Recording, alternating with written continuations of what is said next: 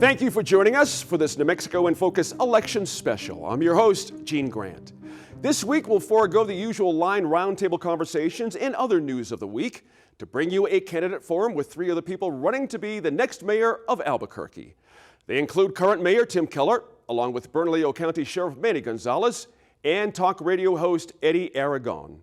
There is also a write-in candidate in this race as well, Patrick Seiss. He was the only candidate to not take part in a recent forum hosted by the New Mexico Black Voters Collaborative and held at Highland High School. The forum was hosted by frequent line panelist and friend of the show, Kathy McGill. The topics in the debate range from how to deal with the city's growing homelessness problem to the complicated issue of curbing crime in the state's largest city. But we'll join the forum in session now with the first question that has to do with addressing and embracing the Duke City's cultural diversity. Here now, Kathy McGill and the New Mexico Black Voters Collaborative Mayoral Forum.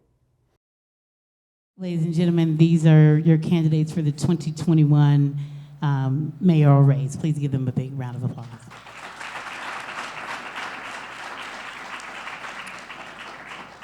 All right, so we are now going to go into our different categories of questions.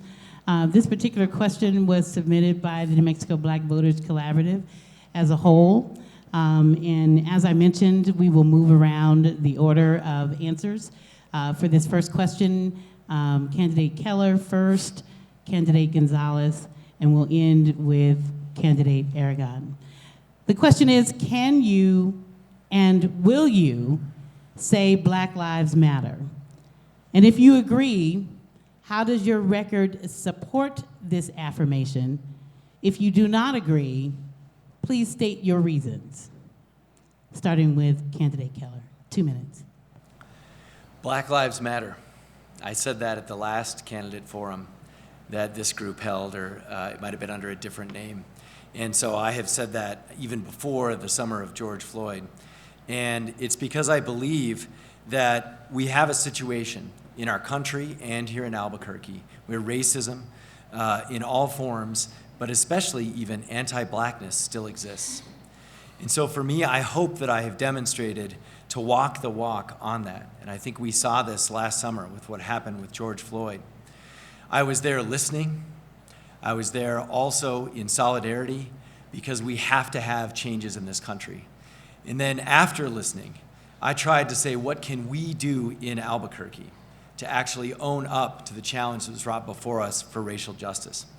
And that's why you saw a number of things come out of our Office of Equity and Inclusion, an office that I created, an office that I ran on last time, and I'm so grateful that we have. In that office, worked with the community and came up with numerous ideas, whether it was a new curriculum at our police academy, whether it was having things like a superintendent of police reform to actually make sure reform happens, whether it was being honest about where we have let folks down when it comes to reform, whether it was also moving the ball forward in terms of things like our African American history efforts that we're doing at our cultural center, or it's even issues like understanding our community safety department and what it means in terms of reducing the traumatization of neighborhoods of color, the over-policing of neighborhoods of color, and the individual racism that people still feel on the streets of Albuquerque. This department is alternative policing, and it is a reflection of the courage that frankly the community gave me to do something that our administration was already piloting. And we said, now we're gonna be the first city in America that when you call 911, you're gonna get a third response, a social worker, a trained professional, so that situations are not escalated, and also so that our officers can focus on fighting violent crime. Thank you, candidate Keller. Candidate Gonzalez. I would say all lives matter. My campaign manager is a Black woman and successful. While I was in the Marine Corps, my roommates were Black. I have had friends that I consider very close to me over at my home that I care about and I love. It has nothing to do with activism.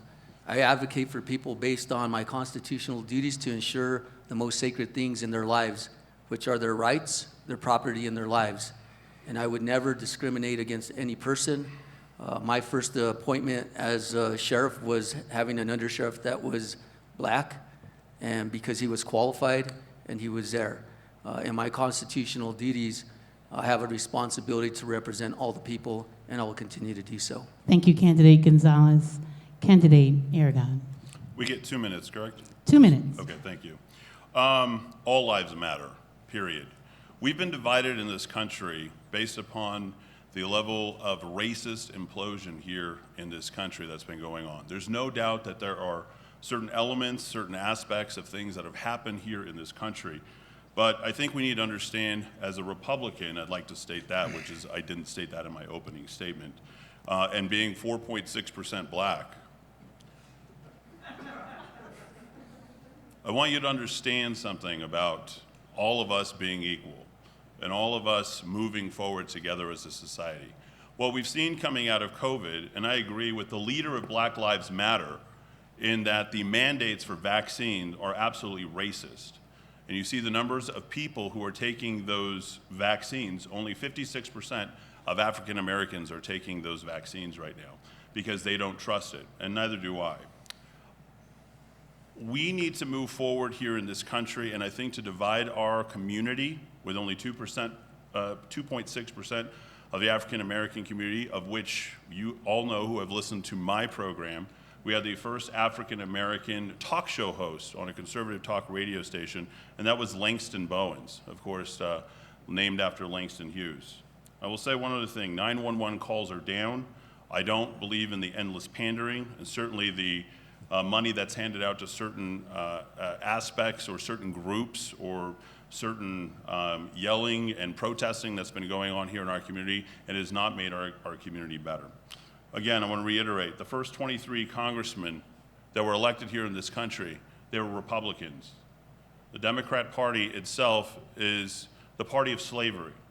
And if anybody needs to go ahead and do a little bit of history, I would suggest that they go look at the beginning of 1912 and look at Woodrow Wilson. Thank you very much.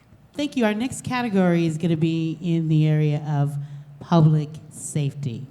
We have 3 questions. Obviously, this is a hot button issue in our community, and so we're devoting 3 questions because we got so many of the submissions were related to public safety.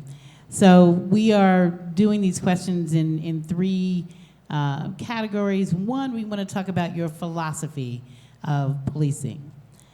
So the first question in this category is, how would you identify and define safety? And what do you identify as the leading underlying factors challenging safety in our communities, specifically communities of color? Please contextualize your answer based on your understanding of constitutional policing and divergent public outcries. On the one hand, people requesting more policing, more law enforcement, and on the other hand, people saying, defund the police. Where do you sit? This question came to us from Jay Wilson. And we'll start this round with candidate Gonzalez. Ma'am, that was a very long question. So I can actually break get, that up? I can 'Cause tell you. I didn't know it was going to be 4 parts. Well, you know, there's a lot to unpack, and basically we're asking you, what is your philosophy of policing? Can you contextualize it in the context of your understanding of constitutional policing? Sure. And how do you juxtapose your philosophy based on divergent public views of the citizenry? So my philosophy on the constitutional policing is that this government is the government of the people. And what's happened over the span of my lifetime here in Albuquerque is that there's an over-politicizing of policing to a fault. And we need to get to the point where we start making policies that are beneficial to the safety of the people, therefore removing the politics from public safety. I say that because when you take an oath of office constitutionally, your oath as an elected official is to uphold the Constitution and all the laws of the state of New Mexico and the ordinances. To do anything less would be subverting your constitutional duties to the people, specifically to marginalized areas like the one we're sitting in. Because 4 years ago, I received a call from the people in this area to meet with them because they felt marginalized and that this area wasn't being governed. And as the sheriff of this county, being the chief law enforcement official, I came in and I listened to including the principal at this school to figure out how to better serve the students to get to school safer and figure out strategically how they could avoid some of the hyper-aggressive people that are living in the streets and get them to get to the point where they could have an education. My philosophy is that we're here to serve the people. My philosophy is that I am a servant to the people. I have a responsibility to represent every person and their individual rights and not impose the government on them, to be a neutral body to protect them from harm and to keep them safe. Going to candidate Aragon, same question. Contextualizing your understanding of constitutional You don't have to policing. read me back the question. Okay. Thank you, just in the essence of time. Is Jay Wilson here? The man who submitted? If you would address your comments to the constituencies, it doesn't I matter. am, yeah. I'm asking if Jay Wilson, he's the person who put the question together, correct? He's one of the community members that submitted a question. Okay, yeah. And your question again, of course, is how to fortify, fund public safety here. And I am actually with Sheriff Manny on this, but I think we really need to take it a step further. There's no doubt that dividing us, even as far as we prosecute crime, by saying that we treat certain members of our society, there is no color under the law. You break a law, you're punished under that law. We don't have that right now. There's preferential treatment to certain categories that are out there. And what's happened is Mayor Keller has enabled a high level of lawlessness here in our community. And to that end, we need to go ahead and refund the police. In fact, there's an additional $50 million. We shouldn't defund the police. I think that entire word and phrase should be completely stricken, not just here, but across the country. You see crime that is running absolutely rampant in blue states. You've seen it happen in Portland. We have the second highest year-over-year murder rates. Let's not forget that there was 11 homeless people who were also murdered, of stories that we don't know. I don't think that crime here in this city disproportionately affects people of color, okay?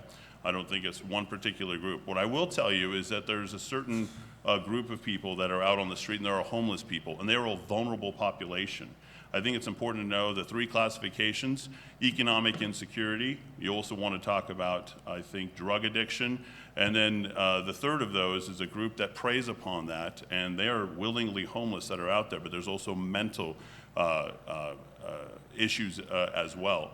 Many of those crimes that are happening out on the streets are happening amongst our homeless population, and there's a vulnerable group of people, that group that's being preyed upon about people who are committing these crimes and committing these murders. 11 murders in hotels right now. So we need to refund the police. We need to do more constitutional policing. We need to make sure that we take the $35 million in the CARES Act and reallocate it more towards the police. That came directly from the federal government. Our police officers need it. Thank you.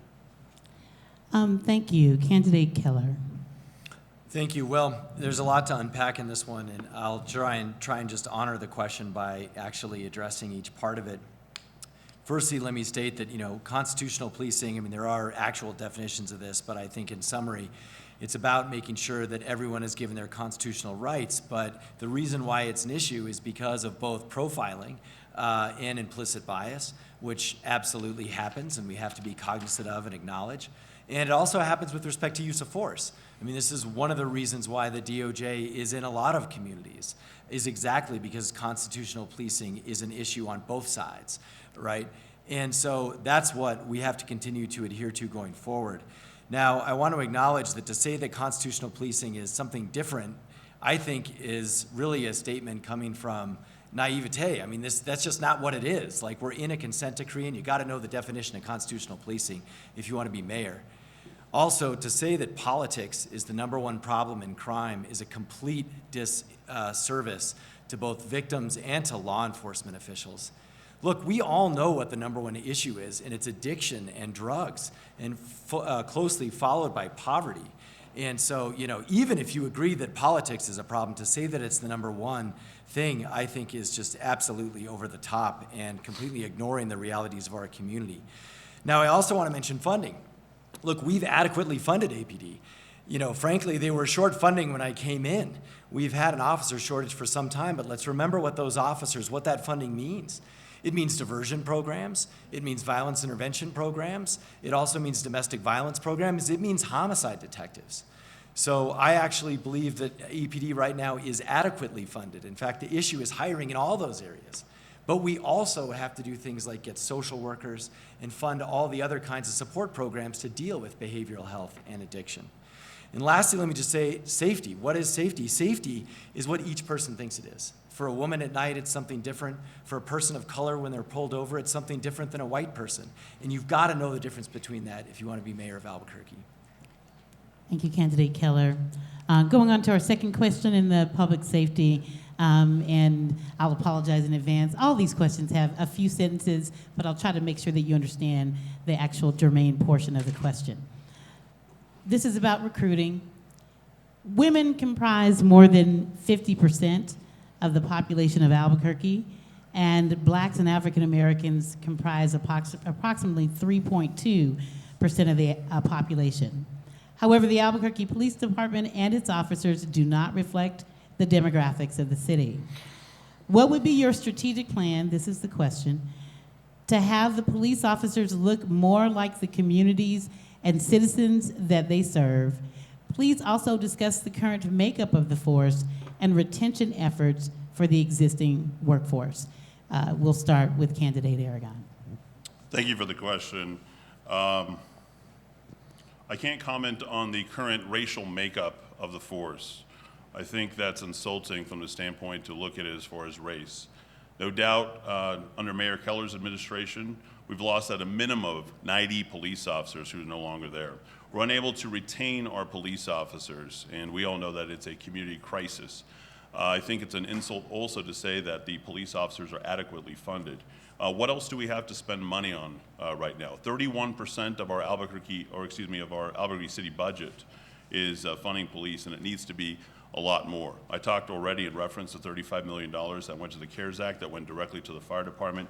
We'll talk about that a little bit more. I'm not going to look at the color and the makeup in a racist hiring practice to only hire women or only hire Hispanics or only hire this. We need as many bodies as possible. I don't think that finding people of particular persuasions is going to increase the numbers of people that are going to be becoming police officers. Right now, we currently have 70 people who are constantly looking at cameras, 368 patrol officers, overall about 750. We've actually lost police officers during Mayor Keller's, and I think directly to the point is because we've looked and we've brought in a lot of racism into his administration. I think that that needs to stop. I don't mean to be insulting in any way. I'm just like you. I'm first a citizen of this country, second, and I think I'm a citizen and an occupier, if you will, here of this city and state. I think we need to look as far as making sure that we can get as many people into our police department as possible, and we shouldn't be looking at the racial or ethnic mixes when hiring. Thank you. Candidate Keller. Well, I think first and foremost, I want to acknowledge that our department has suffered in this area, especially with women, but also with African Americans, and that is a long-standing challenge. And all across the country, there's a challenge with women in policing. So the question is obviously what we're going to do about it specifically. And I think we've begun to address this issue in important ways. Number one is our ambassador program, which includes ambassadors to the African American community, the Asian community, LGBTQ, and these are officers who actually talk with them about their issues and also encourage recruiting. This is a very important program that we started this year. Also, we try and make our leadership as best that we can reflect our community. And to have an African American superintendent of reform at the second highest position, if not tied for the first highest position, in law enforcement in the city of Albuquerque is a major, major signal. The other thing is the academy. We are on our second female director of the academy. And again, those are both under my leadership. And lastly, I want to mention that we got to remove the barriers. We have to understand why that is. Whether it's things around credit score or the Denny test that's happening, We are in the process of analyzing exactly why people are excluded of color, but especially women and African Americans and Asian Americans, actually, trying to understand where that is. So that's where we can make real policy changes that can actually make that difference. And the last part is recruiting earlier on, especially through CNM. We've started a new training program with CNM to encourage folks who are already interested in areas even of social work or of social justice or of criminology and everything in between at CNM, and we'll say, hey, there might be a home for you at the Albuquerque Police Department that you might not have thought of.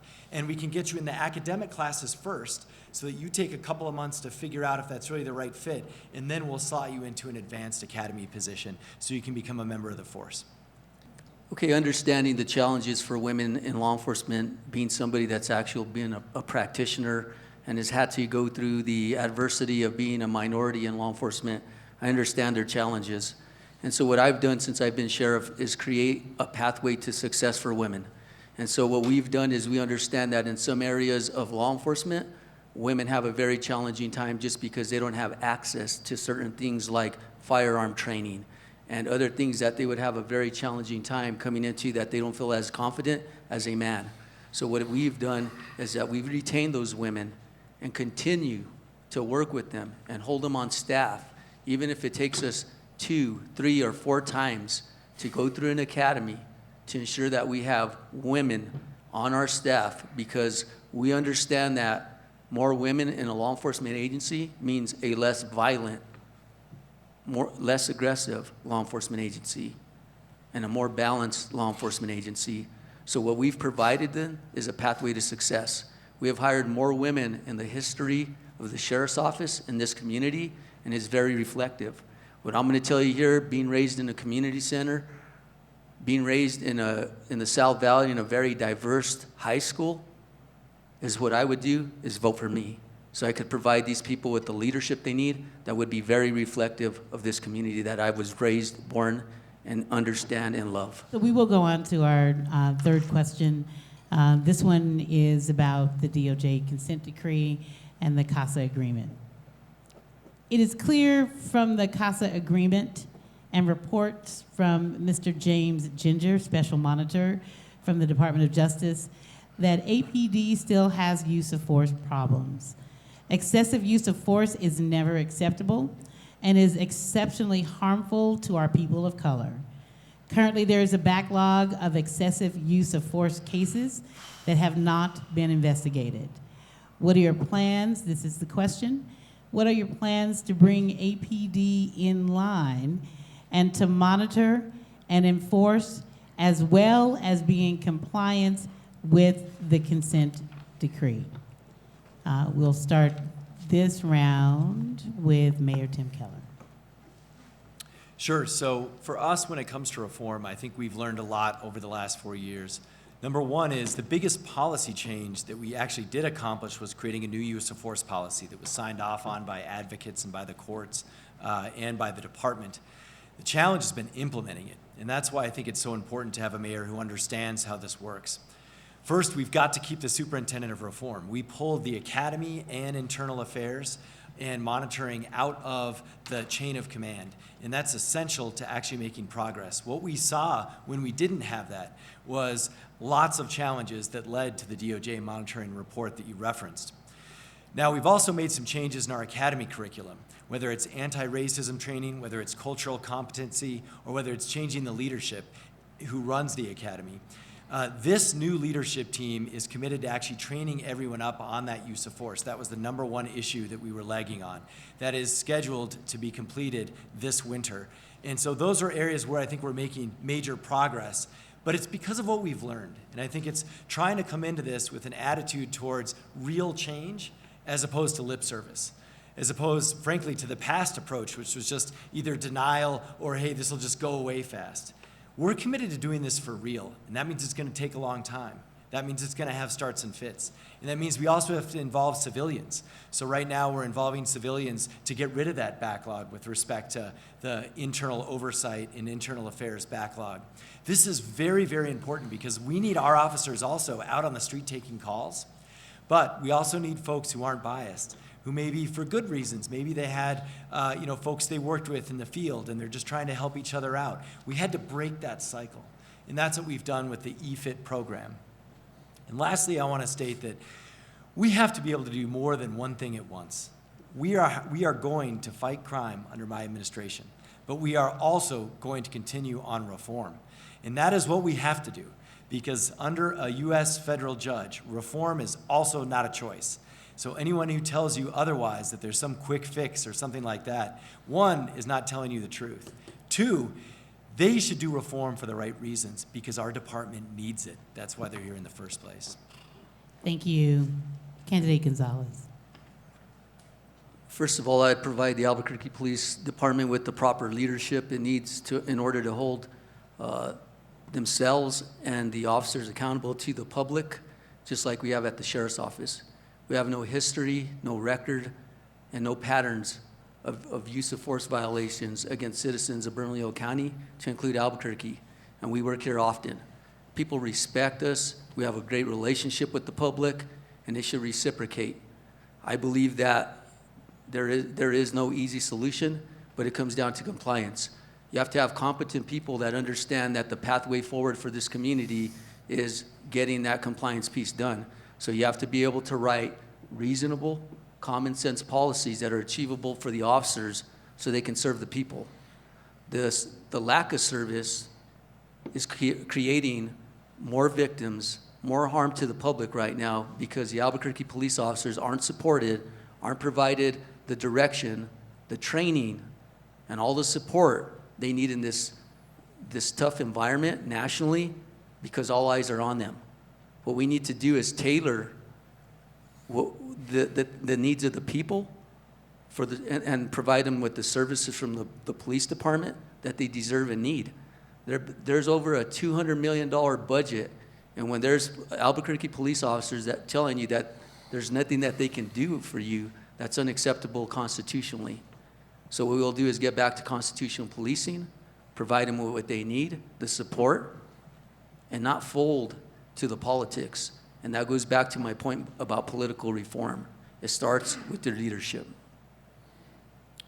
Thank you, Candidate Gonzalez. Candidate Aragon. Thank you. I disagree entirely with the premise of your question. I'm glad that it's located there as question number 4. That's right there. I'd also like to address 2 things that have already been said. Our police officers are not criminals. I think we need to look more of our police force as a group of good guys. It's unfortunate that we've created that culture here in our city. As Mayor Keller has stated, identifying things according to sex and race, that further divides the police department. Again, we need more bodies. Sheriff Gonzalez stated that we're less violent when we hire more women. I mean, between racism and sexism and the things that are being said here tonight, I'm a little bit incredulous. But let me get back to the use of force issues. This agreement can't be modified or changed. It is what it is. The city of Albuquerque is plaintiff to the decree. We did this to ourselves. We need to understand that. That's not stated enough. Mayor Keller has not fought hard on behalf of our police officers. He's put more obstacles in the way of our police officers. There's a baseline Department of Justice decree that is set. The Keller administration has added even more things to that to try and appease James Ginger, and I think that that's a bad thing as well. So $200 million, that's not enough. I've already stated we need more money for our police officers. So the city is plaintiff and party to the consent decree. We have to engage the Department of Justice daily, build a relationship with them, accelerate compliance, fight them, remove them as quickly as possible. We also have to improve the morale of the officers. They're suffering. 3 out of 4 of them want to leave and retire. And it has a lot to do with the way that we're talking here tonight here in this forum. I apologize if that offends any of you. We've got a crime problem, 96 murders out on the street, and we're talking about race and hiring practices of discrimination. These are not things that we would tolerate in a private business. We need to support our police officers. We need to understand the Department of Justice decree is in our control. Thank you. Our next category is homelessness and affordable housing. We use people first language and address this particular category as people experiencing homelessness or unhoused or unsheltered populations. The question coming from Ray Ellen Smith is, given the extreme housing shortage and the rise in the median home price, what options do you propose for low-income housing for our Albuquerque residents, and what solutions would you propose for supporting unhoused citizens? We'll start with candidate Keller. Well, thank you for that question, and I think there's some connection between these in a sense that I just want to note what we heard before about relationships with consulates. I mean, there's one consulate here, the Mexican consulate, and we all work with them quite a bit. What is not productive for immigration or refugees is to sit with Trump and talk about how to round up immigrants. So I think it's similar when we hear about ideas around homelessness that somehow seem to be pointing to some sort of enforcement of various ordinances as some sort of solution to homelessness. These people are unsheltered because they need help. And the reality is Albuquerque has massive holes in our system. We are in a situation right now where on a 24/7 hour basis, there is nowhere where folks can go to get any kind of help, whether it's a bed or whether it's a meal. They can during the week, but not on the weekends and at night. That's why we opened the West Side Homeless Shelter 24/7. It is full because homelessness is rising all over the country. So the question is, what do we do about it? The answer is every candidate should support the Gateway Center in doing what we're trying to do at Loveless, the old Loveless on Gibson, because that's the clearinghouse. You are able to go there and have a bed, have a shower, have food, and then get sorted out to addiction and treatment, get a housing voucher, get supportive housing. That's what we need to fill the gap in the system. Because we actually have built hundreds of new units of supportive housing, and we have in the queue hundreds more of supportive and affordable housing. We've actually done a pretty good job in this. We just have to connect it to the folks who are out there. But remember this, when I came in, we had about 2,000 people unsheltered on our streets. Now we have 5,000. So we have to deal with this issue head on. This is not about a pilot program or any kind of enforcement issue. We actually have to get these people the help that they need. And that's why I support an all-the-above approach. And the only way we can do that is we have a place where they can get that help. And that's what the Gateway Center is all about. Candidate Gonzalez. So the mayor just stated over the last 4 years under his watch, we've increased homelessness by over 2.5 times because of the policies that he's created. I sit on the President's Commission for Law Enforcement and the Administration of Justice, and I worked with the working group in 3 areas. One was homelessness, one was on substance abuse, and the other one was mental illness. And so these aren't people that are homeless. These are people in crisis. We need to start treating them like human beings and part of this community. And if they're not from this community, we need to figure out how to reconnect them and act humane and not let them live in our streets and become addicted to drugs, driving crime, and getting either them back to their families and or their communities. We need to have a thorough screening process that includes social workers, behavioral health, public health, to work alongside with law enforcement. This isn't a law enforcement issue, but you can't divorce yourself from the problem. You have to collaborate and solve issues as a community. We have to tailor a strategic plan for Albuquerque.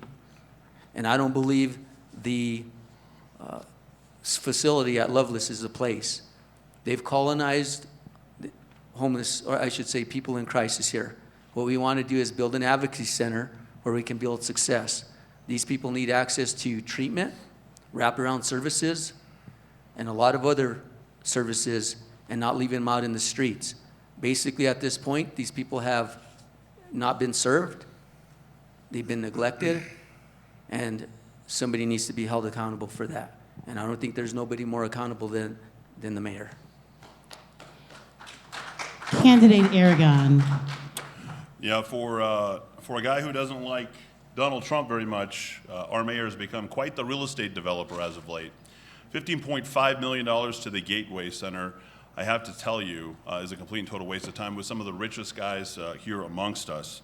Our planning and development needs to be completely and totally streamlined. We have to acquire land, we have to build neighborhoods. Everything's built in Belen, Los Lunas, or Rio Rancho. Affordable housing is non-existent. Small business the same way for industrial development.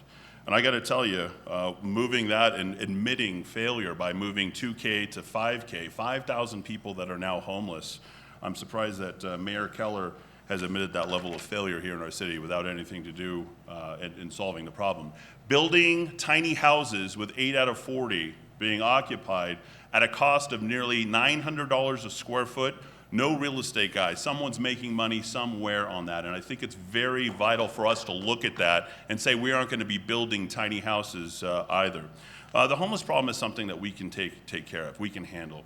I already gave you the 4 different categories. 3 of those are the ones that the 4th category preys upon. And there's a criminal element of homelessness that does not want to go and not be homeless. They want to continue to be homeless and prey upon the mental, the people who are mentally debilitated, the people who are drug addicted. This is really important, and the economic insufficiency.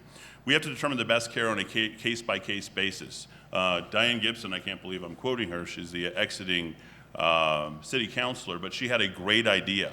Homeless encampments where we can control, track, help, and manage these people on a case-by-case basis as our clients, so we can help them find their forever homes. Sheriff Gonzalez is right. We don't treat our homeless people good enough. For the amount of money that we spend, and I will say $20 million on that, we shouldn't be trying to audit, we shouldn't be trying to compete, as Mayor Keller has certainly done during his administration. This is a broader, bigger issue. I'd like more questions on this. We have a pretty comprehensive plan that you can see at fightfor505.com. Thank you. So we're going to go to our final segment of questions before we get to closing remarks. This is on the record. Our group of individuals who were vetting questions had questions that came in from the community and decided that we would ask these questions of you, the candidates. We'll start with candidate Aragon.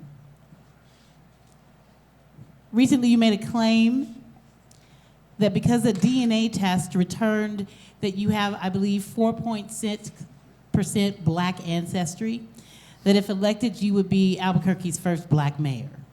Okay. During the summer, you were quoted saying there are people out there who celebrated Juneteenth but can't and won't celebrate Father's Day, which many feel at best undermines the historical and cultural significance of the national holiday.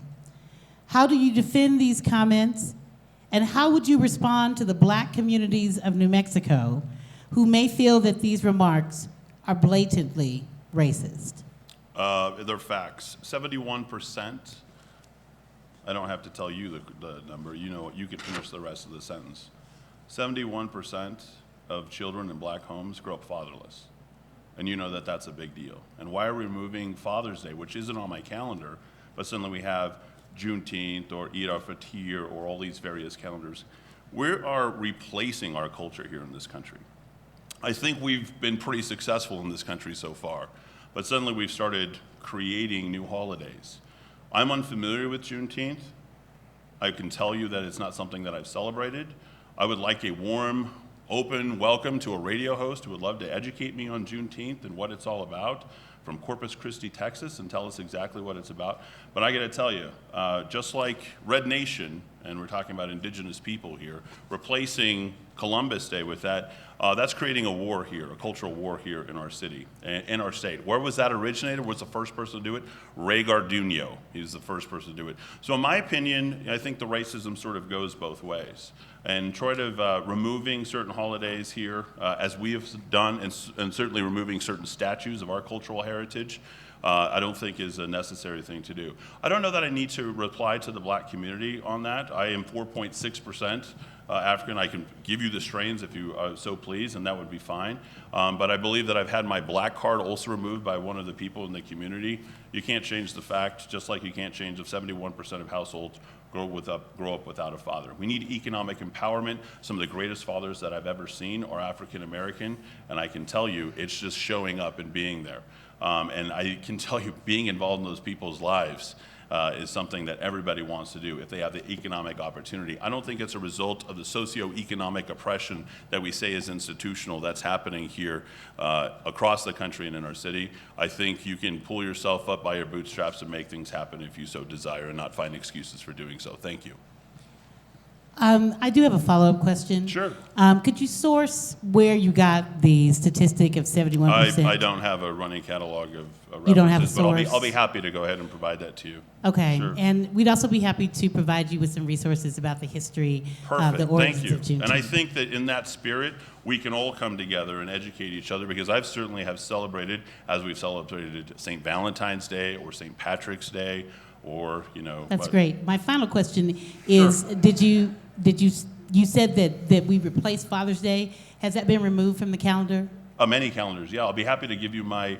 It's the train calendar, and I'll give you a copy of that as well. Juneteenth is on there, but Father's Day and Mother's Day not on that calendar. I'll be happy to share that with you as well. That would be great. We'll share it Thank with the you. rest of the audience. Perfect. Thank you. And so our next question will go to, on the record, to candidate Keller. You have expressed support for the proposed New Mexico United Soccer Stadium, which will cost an estimated $65 million from city funds. Community concerns include that the location of the stadium may have negative impacts on nearby residents, such as resident displacement and gentrification. Others are concerned that $400,000 was spent on a site survey that only included 4 locations. And finally, given the perceived negative impacts on the community, many believe that resources can be better spent on serious issues like education, crime, and homelessness. How would you justify your support for the proposed stadium, and how can the public be sure that it will be a benefit to our communities? Well, this is inside the question. I want to do a little bit of fact checking. So the city is proposing $50 million, and city council voted on that 7-2. It's up to your vote as a community with what you want to do, and I'll respect that vote no matter how it turns out. This is just an idea that we have to do every 2 years. We put things on the ballot, and those of us who've been here a while will remember the Isotopes. The Dukes left, and they were gone for 10 years, and we had to build a stadium to get the Dukes back. And we voted on this. We even voted on different ideas on when and where to put it and how much money to spend. So that's the right discussion to have. I also want to respect the questions about the funding and the location. And let me mention that the city has $100 million to spend. The idea is let's put half in a long-term investment for families for the future so that we have something wonderful to enjoy with our families. And the other idea is let's put the other half, the other $50 million, in things like housing and in things like other support programs. And so council is able to do that as they see fit going forward. I also want to mention that it'll be a publicly owned stadium, so we can use it for other things, including community events, just like Isotope Stadium is. And the $400K that was used for the study, that was state money allocated for the study. We didn't have that was earmarked for a study. And also, we do respect where it goes. In that study, there were actually dozens of locations studied. There were only 4 finalists. They looked at a lot of locations. And the locations that were chosen primarily because there aren't many people living in those locations. They're just empty space. So we are working with, for example, the Borellis neighborhood, and I want to emphasize working with. They're open to the idea, and they really want a community benefits agreement. And I literally signed this legislation today. We will not put this near a neighborhood without a community benefits agreement. And they've said that if things are the right thing in that community, that they, with a community benefits agreement, could be open to the stadium. So I think this is the right discussion to have. This is why we want it for a vote. And lastly, I just want us to remember, I think it's okay to have things, activities that cost $5 for a family to go enjoy some sports. It's minor league soccer, just like it's minor league baseball. It's not the NFL, it's not Major League Baseball. This is just something about future generations for our city and what our city looks like 40 years down the road. We got to do that at the same time as address our urgent issues. Thank you, candidate Keller. Follow-up question. Can you tell me how many times the Isotopes Stadium has been rented by someone from the public? A lot, actually. In particular, church groups use it several times a year. And obviously, the Isotopes are not public, but they're using it right now. APS has used it for athletics in the past. And primarily, the challenge is the infield, so we always have to sort of, in the scheduling. That's why it's not used more often. Ironically, too, the neighborhoods around there just don't like the noise and the parking. It hasn't really been a gentrification issue. Thank you. Final on the record question to candidate Gonzalez. Earlier this year, your campaign was reprimanded for violating campaign ethics, and you have been on the record stating that you will not enforce Governor Michelle Lujan Grisham's public health order, claiming those orders to be unconstitutional. Given these circumstances, how can the community be sure that you will be able to uphold the laws of the state as mayor, and why should we trust you to? So to clear the record, I didn't say they were unconstitutional. This is what I did say, is I have a constitutional duty to protect the people of Bernalillo County. That's my constitutional duty. The people of this community have been marginalized from services. There's bullets riddling their homes, their vehicles, their persons, and crime's never been higher. We have mitigated crime in Bernalillo County, and homicides have gone down. This fallacy that crime is going up across the country is a lie. It's a lie. And we can't live that lie. We have the worst homicide record, and they keep on masking that at the expense of every victim and at the safety of every citizen of Albuquerque. And that's wrong. It's unethical. It's immoral that we don't value life more than politics. I will never, ever put the people, I will always put the people first and politics second. This city and the people of this city have been deprived the services they deserve and need. We have the worst economy, we have the highest crime per capita, and we have the worst homeless problem under this administration. And if we don't change the trajectory of the leadership here now, because we're at the crossroads of total anarchy for our people, then more middle-class people are going to leave, the children are going to feel more unsafe, the families are going to continue to leave, and we're already below the bottom of the barrel and everything. This is the opportunity for us to bring people together, regardless of party, regardless of religion, regardless of belief. I can do that because I believe in the people. I have never not served one citizen of this county. I've always provided them with the services they need to protect their lives, property, and rights. Follow-up question, candidate Gonzalez. So are you saying that you would uphold the laws as stated? Yes, to your point, that's an administrative order that the state police have to enforce. When people are crying in dire needs for law enforcement, that's my first constitutional duty. I will continue to do it. I will never waver politically to anybody. I do not work for the mayor. I do not work for the governor. I do not work for the president of the United States. I work for the people of this community and them alone. This is the government of the people, and we need to give them back their city, and I will give it back to them. Thank you. I want to say thank you to all of the candidates today, and we're going to close out with these final statements.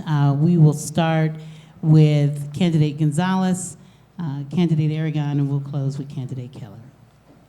Is this closing? 2 minutes? This is your closing 2 minutes. Okay. In the future, I see a much brighter future for Albuquerque. I have the lust for this community. I will restore the Albuquerque Police Department. I have the background, the knowledge, the experience, the reputation, but more importantly, I have the relationships it takes. People trust me, not because what I say, but because what I have done for them. I have served them my whole adult life, not only the country, but the people of this community, for the same reasons I opened up with, because I love my community. I came here with strong personal convictions. In February of 1994, to make my point, I was involved in a deadly force situation in the city of Albuquerque, where somebody tried to kill me on a SWAT warrant. From here to the gentleman that's sitting over there behind that computer.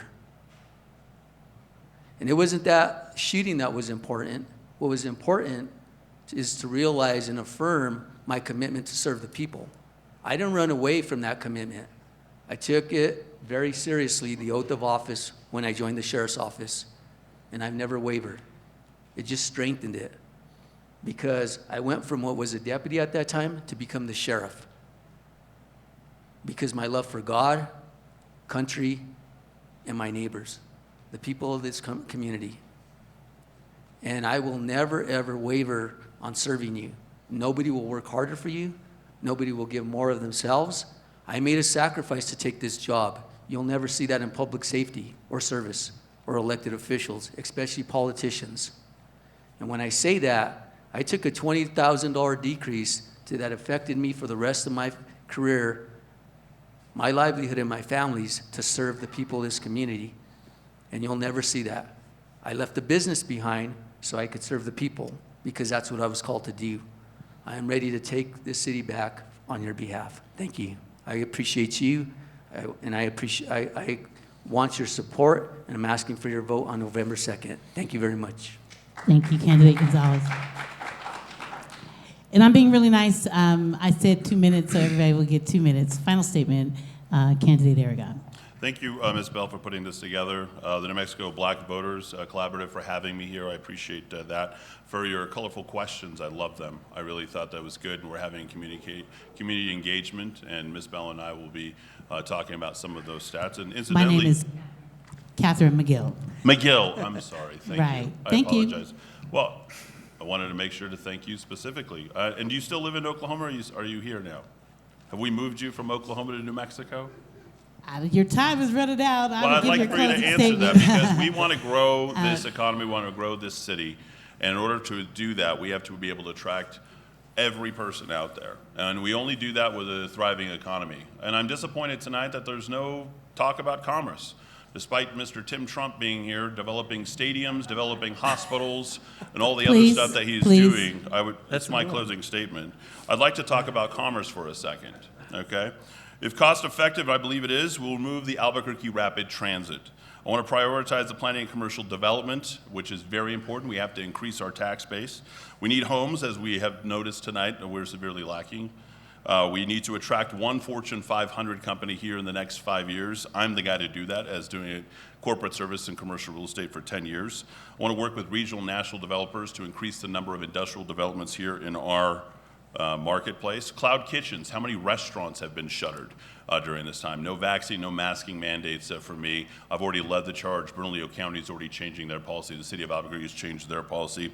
I'll be the most visible and audible mayor the city has ever seen in my city manager bus, cruising around, visiting schools, visiting businesses, and reopening this economy. I care deeply. I'm the only Republican that's on the ballot. I'm top of the ballot. You can go to Fight for 505. I'm not a government employee, as my two competitors on the ballots certainly are. I think we need somebody with private enterprise and can-do attitude to get this thing done. I'm your guy, Eddie Aragon. Vote November 2nd. Thank you.